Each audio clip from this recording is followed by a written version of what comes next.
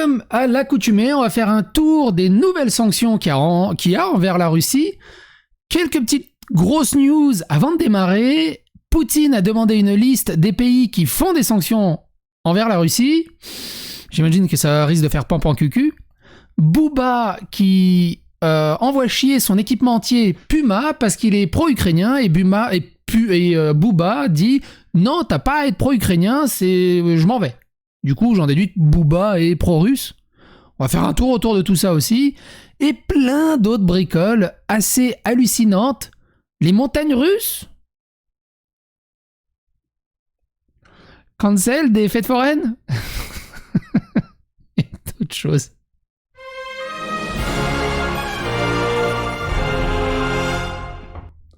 Alors si ça vous intéresse, allez suivre les 5-6 dernières vidéos autour de la playlist Russie-Ukraine où on parle uniquement des sanctions qui ont été faites autour de la Russie.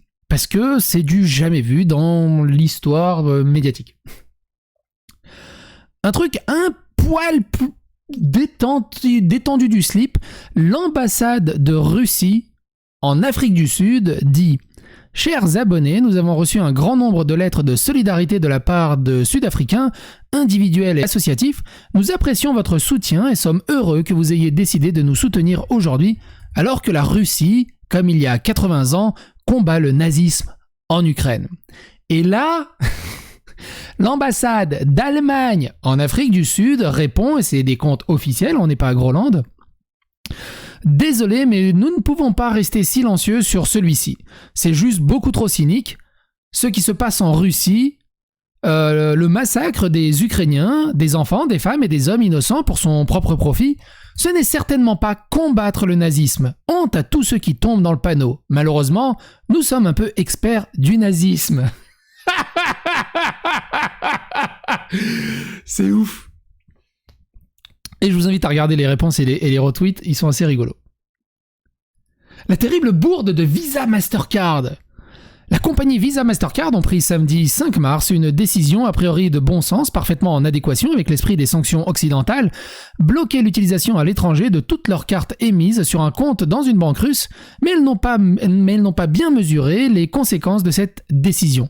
Certes, quelques centaines d'oligarques installés à Londres, Paris ou New York ne peuvent plus puiser dans leurs comptes bancaires établis dans des établissements russes et faire ainsi sortir un peu plus encore leur butin hors du pays.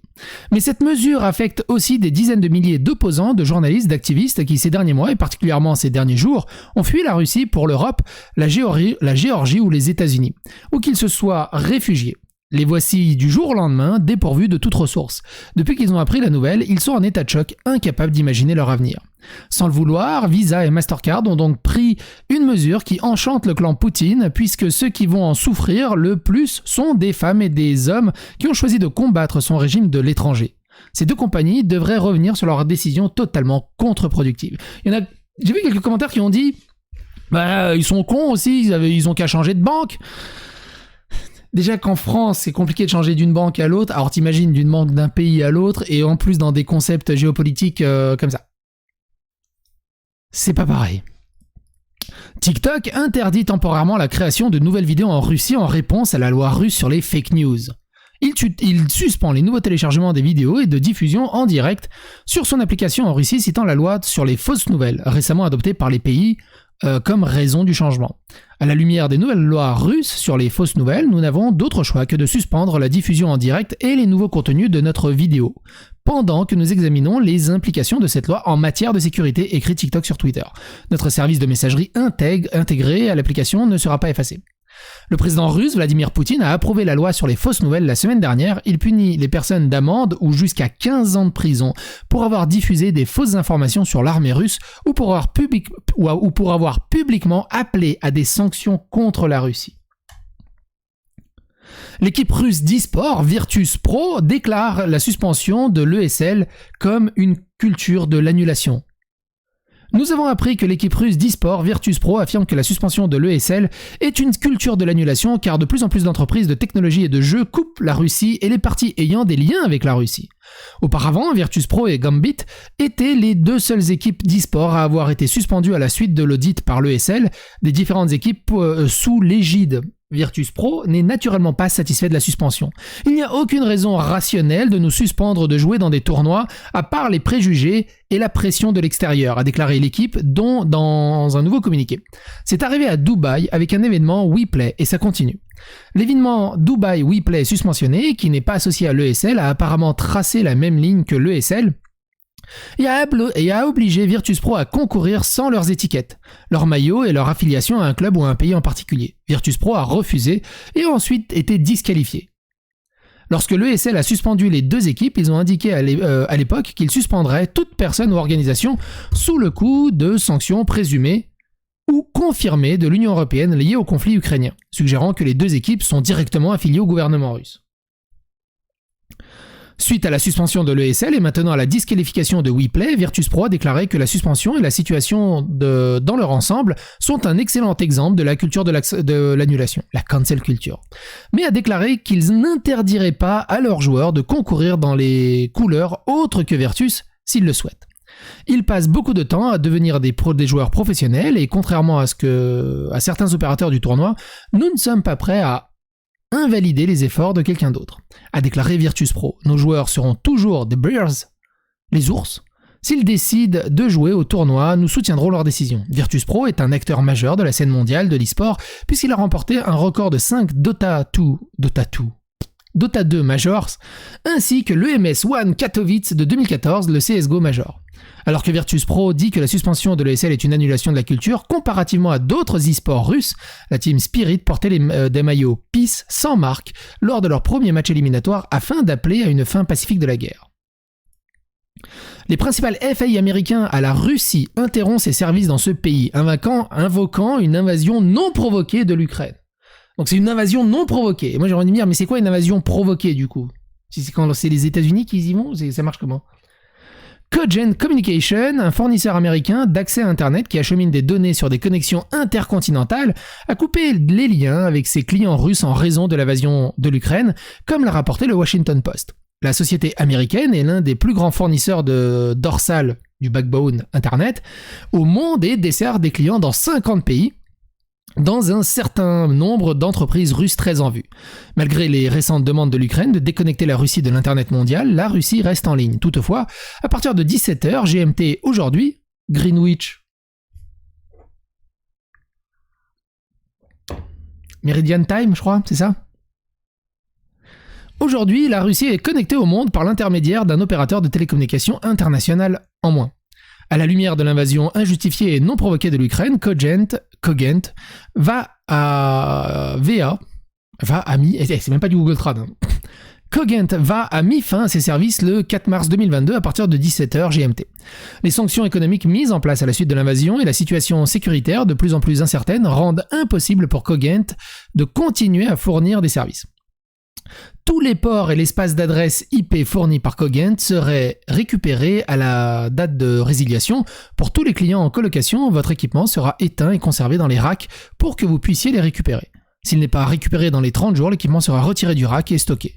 Pour tous les clients de l'informatique utilitaire, vous n'aurez pas accès à vos serveurs après la résiliation du service. Les serveurs seront déconnectés et stockés par Cogent pour une période indéterminée, a écrit Cogent. C'est ouf! Les géants de la restauration rapide McDonald's et PepsiCo font face à des appels pour mettre fin à leur opération. Alors eux, pour l'instant, ils n'ont pas statué, mais on leur impose le statuement. Insider a rapporté que Thomas DiNapoli, le contrôleur de l'État de New York, a exhorté les entreprises américaines à repenser leurs relations commerciales préexistantes avec la Russie, car elles sont confrontées à des risques juridiques de conformité opérationnelle des droits de l'homme et de personnel et de réputation importantes et croissantes. DiNapoli a ajouté que suspendre ou mettre fin aux activités en Russie répondrait à divers risques d'investissement associés au marché russe et jouerait un rôle crucial pour condamner les rôles de la Russie dans l'atteinte fondamentale à l'ordre international. McDonald's et PepsiCo ne sont que les derniers d'une longue lignée d'entreprises occidentales opérant à l'international à envisager de rompre leurs relations commerciales avec le marché russe. Et là, des odeurs de Seconde Guerre mondiale. Le Japon prend des mesures pour accepter les réfugiés ukrainiens et reconstruire son armée, alors que le pays continue de répondre à l'invasion russe de l'Ukraine. Le Japon a annoncé la semaine dernière qu'il accepterait les réfugiés ukrainiens déplacés par l'invasion russe de l'Ukraine et enverrait des gilets pare-balles à Kiev. Moi je me dis, ils sont pas déjà overstack les Japonais pour avoir de la place ? Historiquement, le Japon a résisté à l'accueil des réfugiés et a maintenu une approche pacifiste des conflits étrangers depuis la fin de la Seconde Guerre mondiale. Et il me semble qu'à la Seconde Guerre mondiale, ils étaient copains avec les Russes. Ou ils étaient plus du côté des Russes. Et maintenant ils sont du côté des États-Unis. Le Washington Post... Ah oui, après, ils se sont mangés 2 grosses claques. Par les États-Unis. C'est horrible. Évidemment, vous avez la ref. Le Washington Post a rapporté que le Japon avait décidé de rompre avec ses tendances plus isolationnistes sans gaiatsu ou pression étrangère. On pense que la récente attaque de la Russie contre une centrale électrique ukrainienne a incité le gouvernement japonais à accélérer les débats sur ses politiques préexistantes de défense et de sécurité nationale. Le gouvernement japonais se méfie de plus en plus de la présence croissante de la Chine sur la scène mondiale. Ah bah oui, la Chine comme elle est copine avec la Russie, du coup le Japon n'est plus copain avec la Russie. Sur la scène mondiale et a réévalué son approche pour conjurer la menace territoriale croissante que représente la Chine. Akihisa Shiozaki, membre du Parti libéral-démocrate au pouvoir au Japon, a indiqué que le gouvernement japonais est de plus en plus sceptique quant à la capacité des Nations Unies à réprimer l'agression de ses États membres. La vodka et autres produits russes bannis dans des supermarchés allemands. Alors, rien pour les cigares russes ? De la vodka au dentifrice, plusieurs chaînes de supermarchés en Allemagne ont décidé de bannir les produits importés de Russie en signe de solidarité avec l'Ukraine. Jusqu'à présent, le discounter Aldi Nord ne proposait qu'un seul article en provenance de la Russie, la vodka en bouteille à 0,70 centimes le litre. La société sœur Aldi Sud, quant à elle, a également interdit ses boissons alcoolisées dans ses rayons. Le distributeur alimentaire veut ainsi envoyer un signal dans la situation actuelle, selon son porte-parole. La centrale de rachat de la chaîne de supermarchés Rewe et de sa filiale à bas prix Penny ne va plus commander de denrées alimentaires produites en Russie, a indiqué de son côté le groupe de Cologne. L'enseigne à bas prix Netto, appartenant au groupe danois Salling, a elle cessé de vendre les produits russes en Allemagne et dans d'autres pays d'Europe, avait indiqué lundi sa propre maison mère. Cela concerne une vingtaine de produits qui vont de la vodka au chocolat en passant par le dentifrice. Le groupe participera aussi à l'effort humanitaire par des dons financiers et en nature. Hein ? C'est quoi des dons en nature ? D'autres sanctions également. Évidemment, tous les liens dans la description, blablabla. pas de films de Russes au Luxfilm Est, 4 longs métrages russes en compétition au Luxfilm Fest ont été retirés en soutien à l'Ukraine, a annoncé son organisateur qui s'est concentré avec le ministère de la Culture et la ville de Luxembourg pour décider de cette mesure. Poutine exclu du musée Grévin, et ça m'en coupe une. Le 1er mars, le musée Grévin a annoncé le retrait de la statue de cire du président russe Vladimir Poutine. Il s'agit pour le musée parisien du premier retrait d'un personnage en lien avec des événements historiques selon son directeur général Yves Delemo. Ouais. Je me demande s'il y a de l'hétéro. Donc le musée Grévin, il y a Jack l'Éventreur qui est dedans, il y a Saddam Hussein qui est dedans, il y a d'autres dictateurs et d'autres gens je crois qu'il y a même Staline et Lénine qui sont dedans. Oui, il y a même Kim Jong-un, je crois, qui est dedans. Ou Kim Jong-2. J'ai pas suivi, paraît que ça sera une trilogie. Mais Vladimir Poutine, non. Napoléon est dedans. Moi, j'aime bien. Parce que ça permet de te voir. Tu vois, par exemple, Napoléon. Quand tu le vois, tu dis, mais c'est une brindille, le mec. Bruce Lee, mais c'est une brindille. Et pourtant, ils en imposaient. C'est marrant de se comparer. Physiquement. Parce que des fois, on se rend pas compte. Là, pareil, vous me voyez. Très souvent, quand les gens me voient en IRL, ils me disent, ouais, je te voyais pas aussi grand. Je dis, mais c'est normal. Du coup, là, quand je fais mes vidéos, je suis assis. Mais bref. Les marins de l'Armée Rouge privés de scène. La tournée française des chœurs et danses des marins de l'Armée Rouge, prévue l'automne prochain, est d'ores et déjà annulée. La décision prise par la communauté européenne et par le président de la République, du fait de la guerre en Ukraine, nous oblige à annuler tous nos engagements contractuels à la République de Russie, a communiqué la production du spectacle annoncé le 16 novembre prochain au Galaxy d'Amneville. Maire et persona non grata à Thionville. Le maire de Thionville ne veut pas de maire sur le territoire de sa commune. Je sais pas c'est quoi maire du coup. Pierre Cuny l'a fait savoir cette semaine par la voix de son directeur de cabinet Pierrick Graal. Nous nous mobilisons pour aider les réfugiés ukrainiens. Il est donc incohérent d'avoir en même temps un opérateur économique russe chez nous, a-t-il déclaré mi-février. les produits russes retirés des rayons. Les distributeurs belges Deleuze et Colruyt ont décidé de retirer de leurs rayons les produits russes. Chez l'enseigne Au Lion, 2 références sont concernées, à savoir la vodka spéciale et le crabe de Kamtchatka, selon son porte-parole Roel de Kelver. Cité par Gondola. Colruyt a décidé aussi de ne plus proposer de références en provenance de la Russie, tandis qu'Aldi avait déjà coupé ce canal d'approvisionnement. Les Russes privés de marques internationales. En Russie aussi, certains canaux de consommation se voient être coupés. Les marques Intel, ExxonMobil, Apple, Boeing, Ford, Disney, Warner Media, General Motors et même Airbnb ont annoncé une prise de distance avec ces vastes marchés de la Russie. Airbnb n'a pas précisé la raison de l'arrêt de ses activités, mais a annoncé proposer un hébergement gratuit de court terme à maximum 100 000 Ukrainiens fuyant l'invasion russe. Les chars russes privés de concours. La Fédération internationale féline, la FIFE, a décidé d'exclure les chars russes de ces concours pour au moins 3 mois. L'organisation pilote 700 salons exposants et plus de 200 000 félins autour du globe. Même les chats. Ces sujets provoquent de nombreuses réactions sur les réseaux sociaux où de même et autres annonces à prendre au second degré pullulent. Soulignons qu'aucune source n'a attesté à ce jour de la mise à l'arrêt de montagnes russes dans les parcs d'attractions, mais ça serait y venir, du bannissement du lait russe de la carte des cafés, ni même de l'arrêt de la fabrication des cigarettes russes dans les biscuiteries. Toutefois, la chaîne de restauration rapide, la Maison de la Poutine, présente à Paris et à Toulouse, a publié cette semaine un communiqué de presse pour rappeler que son plat est une spécialité québécoise et qu'elle soutient le peuple ukrainien. La Maison de la Poutine n'est pas liée au régime russe et son dirigeant. Notre plat est né au Québec dans les années 50 et on en a parlé de la poutine dans une autre vidéo. Poutine a demandé à son gouvernement de préparer dans un délai de 2 jours une liste des pays ayant imposé des sanctions à la Russie, à ses entreprises ou encore à ses ressortissants russes.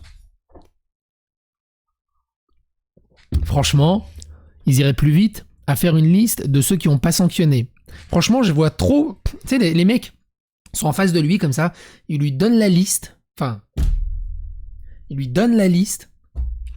Poutine, je le vois trop comme ça, il enlève ses lunettes. Que la Chine, la Biélorussie et toi la Serbie, j'ai 2 mots à te dire, vous restez dans cette pièce. Tous les autres pays, vous sortez de cette pièce s'il vous plaît. 99999. J'ai vraiment l'impression que ça va être ça quoi. On verra bien ce qu'il va donner. Non mais sans déconner. Parce que déjà la Russie c'était le bordel. J'ai travaillé dans le monde parapétrolier. Parapétrolier ça veut dire travailler dans le pétrole et para, tout ce qu'il y a autour. Hein, donc le gaz et tout le bazar. Toute énergie. Déjà quand c'était le bordel un peu entre la Biélorussie, l'Ukraine, la Pologne, la Russie, quand ils ont fermé les gazoducs, on a eu un plan social et du coup c'est comme ça que je suis devenu informaticien.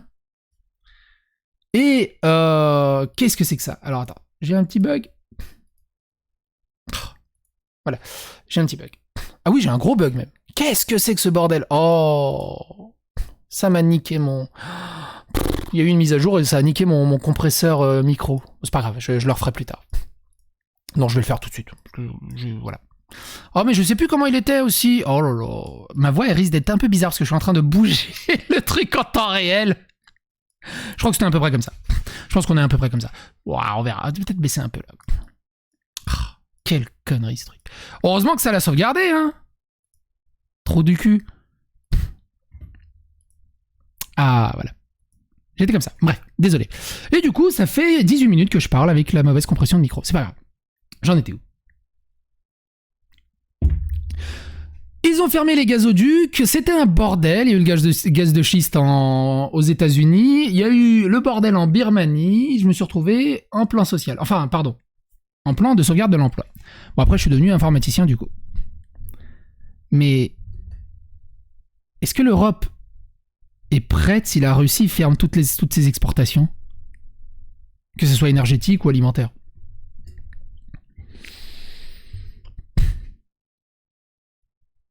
Ça me paraît ouf. Epic Games également rejoint les légions suspendant les ventes en Russie. Netflix coupe son service en Russie. Booba annonce la fin de son contrat avec Puma après la fermeture de ses magasins en Russie. Le rappeur n'a pas apprécié que son équipementier prenne des mesures pro-ukrainiennes. Alors du coup, j'en déduis qu'il est pro-russe. Alors, je peux me tromper, mais c'est Booba ou un autre rappeur qui est allé en Corée du Nord et qui est très copain en Corée du Nord. Où je mélange avec un rappeur américain. Booba, l'équipementier sportif allemand Puma, qui compte plus d'une centaine de points de vente en Russie, a annoncé ce week-end la fermeture provisoire de tous ses magasins dans le pays, conséquence de l'invasion russe de l'Ukraine depuis le 24 février. Tu te doutes bien aussi des centaines et des milliers, des dizaines de milliers, voire des centaines de milliers de civils qui se retrouvent au chômage technique en Russie. Qu'ils ont pour rien.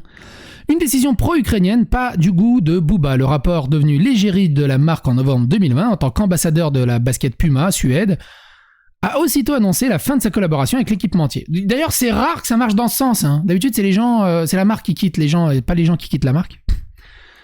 Une décision pro-ukrainienne, pas au goût de Booba, je l'ai dit. Vous rompez, je romps. On n'a pas signé pour ça, a ainsi lâché Booba sur Instagram, avant de préciser dans un second post, vous rompez, je romps. Si vous faites de la politique, nous devons en faire aussi. Mais sachez qu'en cas d'agression, la riposte sera là. S'agit-il d'une simple menace ou bien le rappeur a-t-il déjà bien mis fin à son contrat ? Pour le moment, la marque n'a pas communiqué officiellement à ce sujet. Bref, c'est hallucinant. Toutes ces sanctions. Ça serait intéressant, une fois que tout sera fini, de faire un espèce de résumé de toutes les sanctions. Et encore, ça c'est les petits articles que je trouve à gauche à droite. Je me doute bien que je suis passé à côté de nombreuses autres sanctions diverses et variées dont on n'est pas au courant ou je n'ai tout simplement pas vu passer devant le nez. Quoi qu'il en soit, portez-vous bien, n'hésitez pas à favoriser l'algorithme YouTube, n'hésitez pas à donner votre avis et votre opinion dans les commentaires, abonnez-vous, likez, clochez, et à bientôt pour d'autres aventures.